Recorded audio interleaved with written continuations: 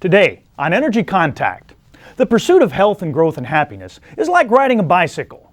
You either move forward or you fall down, and whichever way you go, every cell of you participates. Today, we're going to discover a little bit about why this is so, and we'll see what it has to do with your chakras and your aura. So, that's the balance of our show for today, and we're rolling forward with it right now on Energy Contact.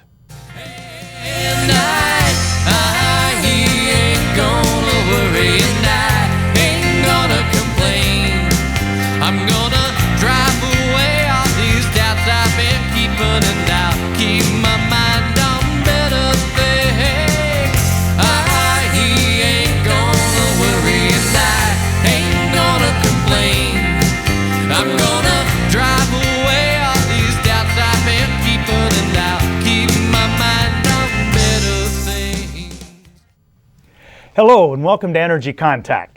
My name is Joseph Willenbrink. Thank you for joining me today, and thank you to the production staff here in the studio for helping me get my message out to you. Energy Contact is a series I'm presenting to you as a public service. It's about attaining perfect health, growth, happiness, self-improvement, and realizing your full potential. It's designed to present you a new way of seeing yourself and a new way of seeing the world around you. We're talking about things that have to do with making an energetic contact with yourself internally and with your environment. There's no difference between the body, the mind, the spirit, the emotion, the intellect, the ego. There's no difference between mass and energy. These things are all exactly the same. There is something about us that just loves to categorize and classify, take out one little bitty piece, put it under a microscope, and think we know everything from that. But in fact, all this health and growth and happiness we're talking about take place when we do just the opposite. It happens when we bring these things together, put these things together. It happens when we make an energetic contact between the physical world and the unseen one. We're presenting on these programs a brand new paradigm that's thousands of years old. We're presenting extraordinary topics for ordinary people. And let's move right ahead with that. Let's bring up our slide. Everyone please understand that I am not a doctor. This show is not a medical show, not a medical help show, a medical talk show, medical advice show, anything like that. It could not be further from it. Now, I call myself an energy healer and a chakra healer, things like that. So might you if you came to me, but state, federal, and local governments absolutely do not. And it's important to understand that. There's a lot of important information on your screen right now. Please read all of that, if you will, with your full attention. But when you've got it down, now would be a great time to locate a pencil and paper. And here's why you want to do that. At the end of this program, we're going to run some credits, and on those credits, there's going to be contact information for me. Now, I invite and encourage you to contact me. I'm sort of hoping that something that I have to tell you today might inspire you to want to do that. But in order to contact me, you're going to need that contact information. And in order to get that, you're going to need a pencil and paper. So please locate that now. All right, let's come back up here. Today is episode number 73 of Energy Contact. And if you're tuning in for the first time today, well, thanks and welcome. I think you'll enjoy the show. These programs are sequential. They build. We're talking about things today we've introduced and defined and explained previously. So there's some ramp-up stuff, some up-to-speed things that you may have missed out on. However, I'm doing my very best to make sure that every show has a lot of value on a standalone basis. And I think today's show does. So please stay tuned. You'll enjoy it. But if what you see piques your interest, well then I'll invite you to look around, because there will be earlier episodes of Energy Contact airing at later times, either right here on this channel or at different days and times in different neighborhoods. And if you look for them, I'll appreciate it. All right, and now's the time of the show where I get to bring my co-star on. This is my buddy Slim. And Slim is here for a reason. Since we're investigating what it is that the energy contacts in the physical self, we have to know a few things about a few things, don't we? We have to know something about energy, and this program is all about energy. But all of that energy out there somewhere, out in some abstract space, does us no good whatsoever. It does us no good until we bring it into focus, until we bring it into contact with something. Slim is here to help us understand, to show us in vivid detail what that thing is that the energy contacts. Remember, a body without energy is just a corpse. An energy without a body, well, it might be a number of cool things, but none of them are human. Okay, previously on Energy Contact, we have been looking at your aura and your chakras, invisible things. And we have seen that what is visible and what is invisible have absolutely nothing to do with what is real and what is unreal. Just because you can't see something don't mean that it ain't real. And just because you can doesn't mean that it is. Matter doesn't matter. It's just a projection. It's an optical illusion. It's a hologram of sorts. It's that energetic world of wavelengths and frequencies and flows and vibrations. That's all that's real. That's all that's important. Form is just a creation of thought. This stuff here. Just a creation of thought, just a projection of it. And thought is a wave. It's an energy field. And so is your aura, for that matter.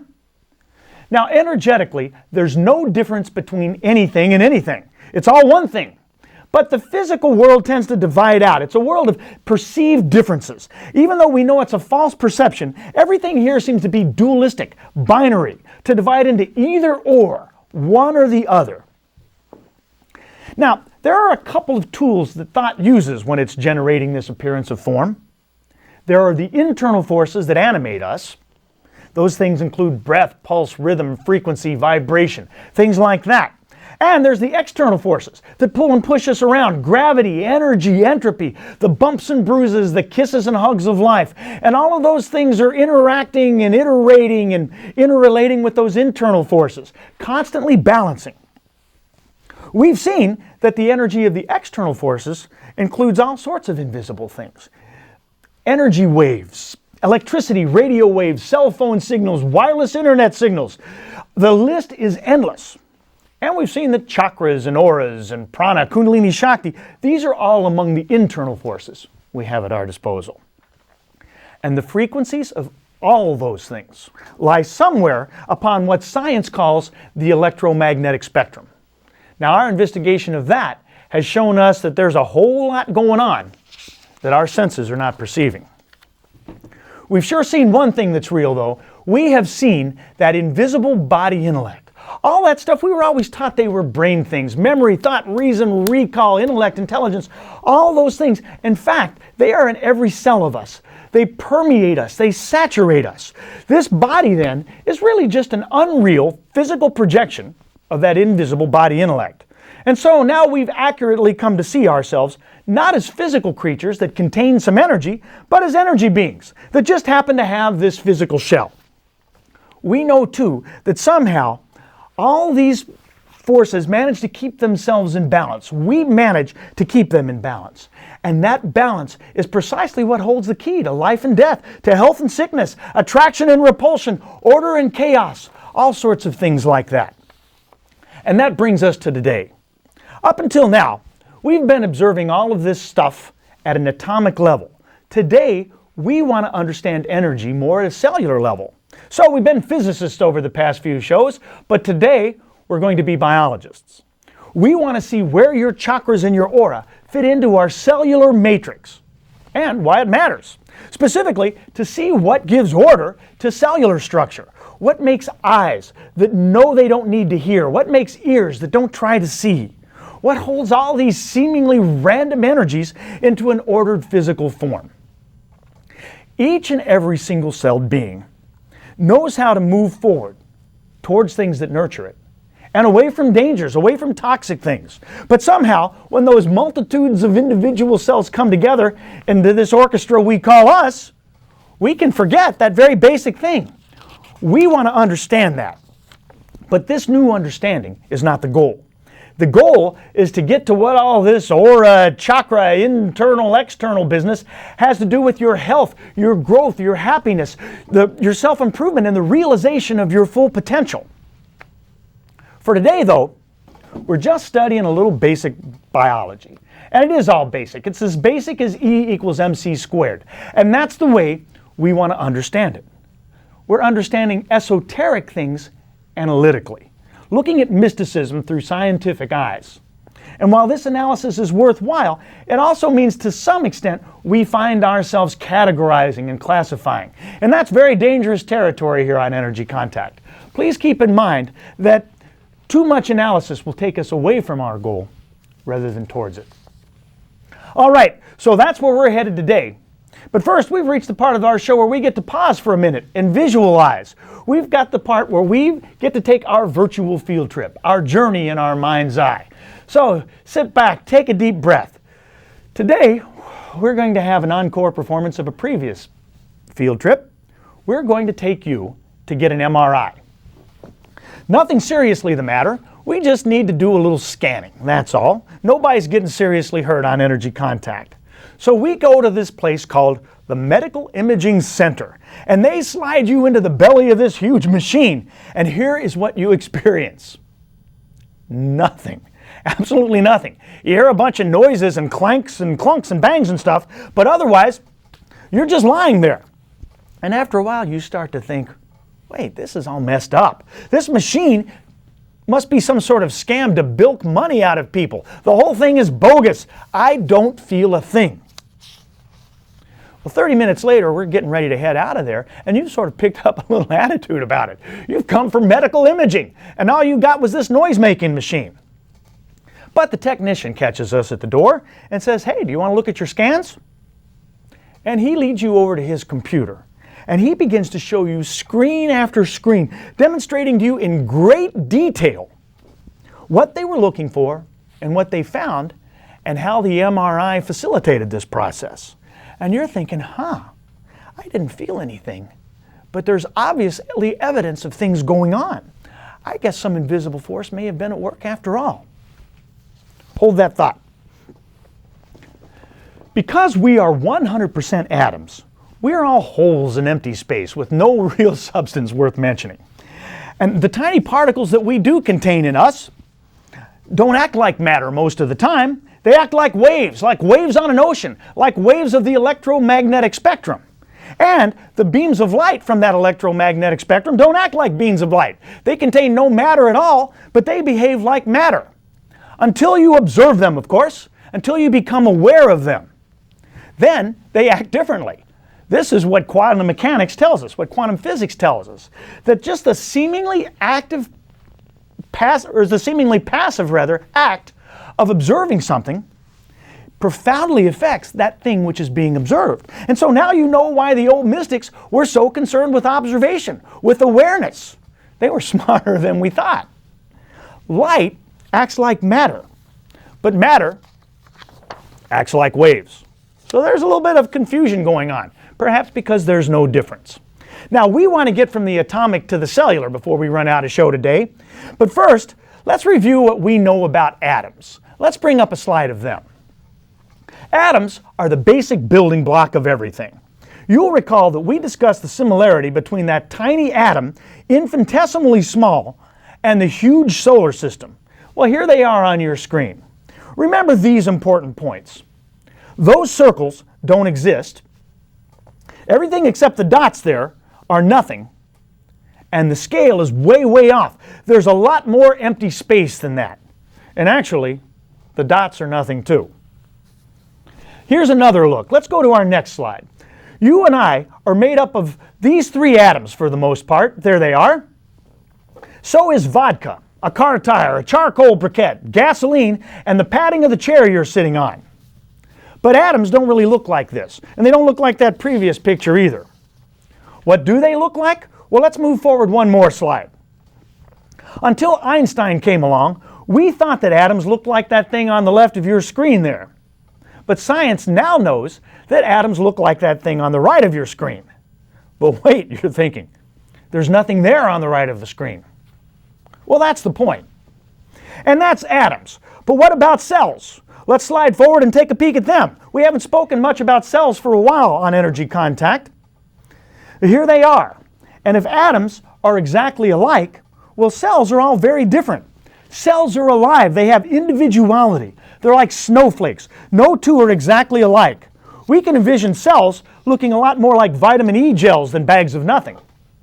But cells are made up of atoms, 100%. So they're collections of nothing. And if you remember your math, something times nothing is nothing. Now these individual cells pulse and divide. The walls can be thick or thin. They choose whether to cave into the pressure of the external forces that are pushing on them or to push back. All right, let's come back up here. The physicist says we're made of atoms. The biologist says we're made of cells. Well, who's right? They both are. Your 7,000 trillion atoms divide themselves out about 50 trillion or so cells in you. That's a couple of 100 trillion atoms per cell. But who's counting? Now, cells have personality, intelligence, and body intellect, and that's a very important point. Also, by making this leap from atoms to cells, we've gone from the real to the unreal, and from the invisible to the visible, and from the inanimate to the living. And those are quantum leaps on their own. Now, our cells are scale models of us. Each one is a mini-me of sorts, and which means all of the systems in us are systems of the cell. In other words, cells have digestion, respiration, mobility, elimination. All those things we have, they have. Everything we do as a collection of cells, the cells do on their own. So here we are, a scale model of infinity perhaps, the same way our cells are scale models of us. And we've seen that the atoms in us are scale models of the solar system, which are scale models of the entire universe as best we can tell, best we can figure. So everything in the visible universe is a scale model of something else. Really, what we are is just a bunch of nothings floating around a bunch of other nothings in invisible fields of something. Complex systems inside other complex systems, like Russian nesting dolls. But more importantly, all nothing, which means that all that matters are the fields of something, which in terms means that we want to look at those fields of something. But of course we can't. They're invisible. But there is something we can look at. Let's bring up our next slide, and what we have is a model of the electromagnetic spectrum.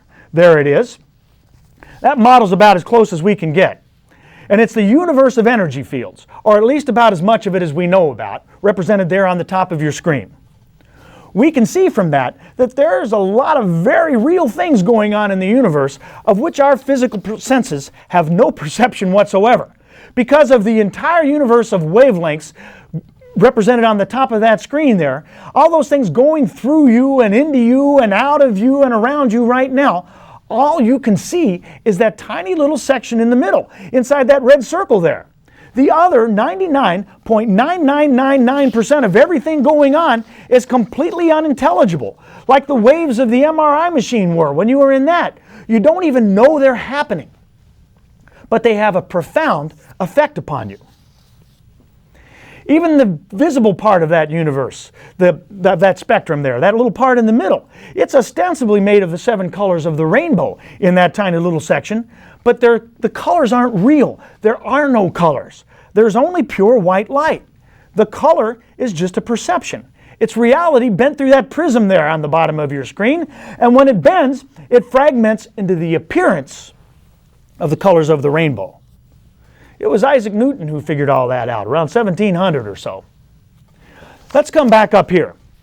That's how the MRI works, as a matter of fact. It passes high-intensity energy fields through you, fields from that electromagnetic spectrum, and it passes them through you via orbiting magnets. And that has great meaning to those of you who've caught the last few episodes of Energy Contact.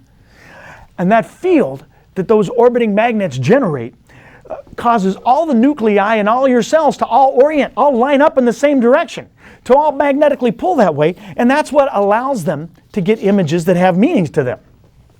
So, when you're in the MRI, you have magnets orbiting around you just like electrons orbit the nucleus of your atom. The same way planets orbit the sun, and it has effect upon the way that cells orient themselves in you. Which explains why astrology is a valid science, by the way, and which also explains the effect of the external forces. All these fields, we live in these fields. We're bathed in them constantly. We're swimming around like fish in a big energetic fishbowl. And there's no real boundary between the water in the fishbowl and the water in the fish. There's no boundary between where our environment ends and where we begin. It's arbitrary at best. It's all the same. But even so, still, we have to find balance between all of these internal and external goings-on, don't we? they're all in constant motion. They never get tired. They're immortal. They're eternal.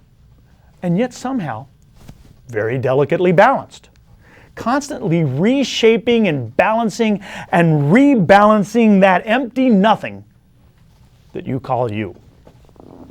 And all the while that's going on, you got these chakras spinning about, constituting the business end of the internal forces, causing all your electrons to orbit around like all those magnets we're doing in the MRI machine.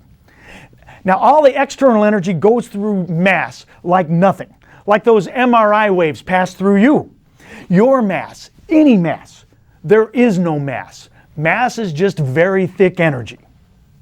And your aura, and your chakras, and your nadis, they all sort of regulate the cause and effect of it all. And of course, there is no cause and effect. Alrighty, I mentioned chakras. Let's bring up another slide and we'll have ourselves a look at them. See all those chakras there? You have hundreds of chakras in your body, but what you see there actually are just 7. That fellow on the left with the springs coming out of him, he is a schematic model. You'll notice on him that the middle 5 chakras have a front and a back, and they point out horizontally, parallel to the earth, and parallel to each other. The bottom and the top chakra there are vertical. They do not have a front and a back, and they point perpendicular to the earth. In a way, they're the front and back of each other. Now notice the colors on that dude. The 7 main chakras each have their own color. The exact same rainbow colors, in fact, that you just saw in the visible end of that electromagnetic spectrum. From the bottom up, you can see red, orange, yellow, green, blue, indigo, and violet. And each of these chakras has its own geometric shape too. Now all of these things are ordered. They're on purpose. They are not random and they are not accidental. And your health, growth, happiness, self-improvement, and the route to your full potential, to realizing that, all of those things, or the lack thereof, are a function of the balance going on, or the lack thereof. Let's go right from there and we'll see what that has to do with your aura. On this slide here, we can see that we really don't have an aura. We have a series of bodies. We have one physical body and another 6 or so that are more subtle. That is, more etheric, less thick. They're invisible, but at least as real, probably more so. Now, as it happens, each of the 7 main chakras correspond to one and only one of those subtle bodies. There's a 1-to-1 correspondence. We can see here that those subtle bodies give what we call the aura a series of layers, like an onion. But what this picture cannot show you is that those layers sort of flux and shimmer, like the wavy lines down a road on a hot day. And some people can see that. And oh, by the way, there's no difference between your physical body and your subtle ones. Let's come back up here. Now, atomically, you and I are made up of about the same atomic structure as a puddle of gasoline. But gasoline does not have chakras and it doesn't have auras. It doesn't really have cells either. The atoms are put together in a different configuration, a different format. If you pass the waves of the electromagnetic spectrum through that puddle of gasoline or through another inanimate object, you'll change some things. In fact, they do things like that in labs to understand things. But the changes are not nearly so dramatic. The consequences are far less. And so the balance maybe isn't so important. That's not the case with cells. Cells are profoundly affected by these things. If you were to fall into a tank of gasoline, you wouldn't have much effect upon that gasoline, but the gasoline sure would have an effect upon you. Cells change. They morph and adapt. And therefore, so do you. Cells may be just unreal projections, but they are capable of some complex thoughts and activities and behaviors. If you were to take some cells and put them in a slide under a microscope and put something toxic near them, you would observe them move away. They will run away, just like you would.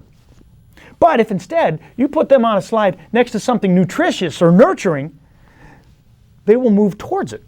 And so, cells have a lot of smarts, don't they? And that brings us to our binary instincts, the dualistic appearance of the unreal physical world. When we made the leap from quantum atoms to cells, like it or not, we leapt into the world of dualistic illusion. The world of zeros and ones, one or the other, yin and yang, attraction or repulsion, raga devesha, either or. And we experience those things in terms of happy or sad, hot or cold, healthy or sick, pleasure or pain. The pairs are endless. Cells live in that world. It's the world of the internal forces versus the external one. And in that world, cells constantly make choices. Cells are alive, and life requires perception of the environment. That's one of the things that defines it as life. There is no cell life without an environmental signal. Your cells, again constantly bathed in these fields, have enough awareness to make decisions, binary ones. They can sense nutrition and operate in the mode of health and growth and happiness and self-improvement, or they can operate in protection mode, defense, danger, and fear, fight, flight, or freeze, which is an instinct instilled to protect us for very short periods of time to survive immediate dangers. Our cells choose one or the other. They can have either one they want, but they can't have both. So when you are operating from fear, you're very defensive. When you're operating in a state of peace and love, you're in growth mode.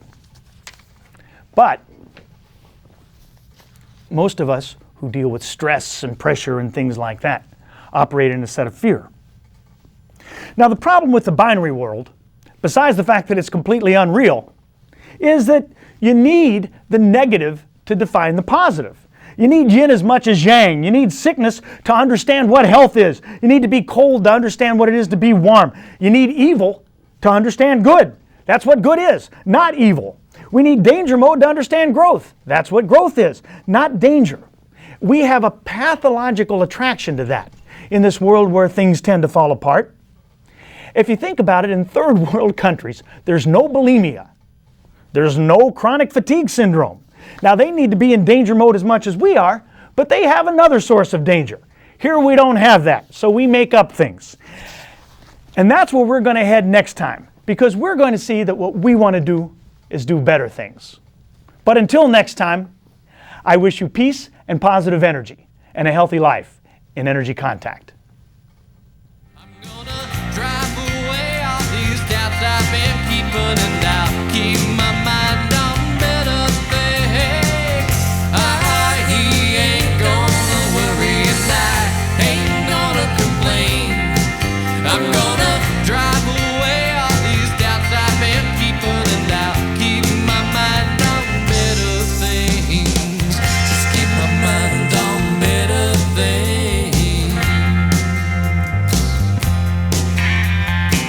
Just keep my mind on better things. Just keep my mind on better things.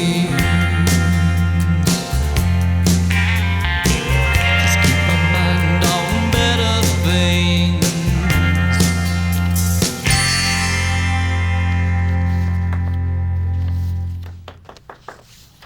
All right.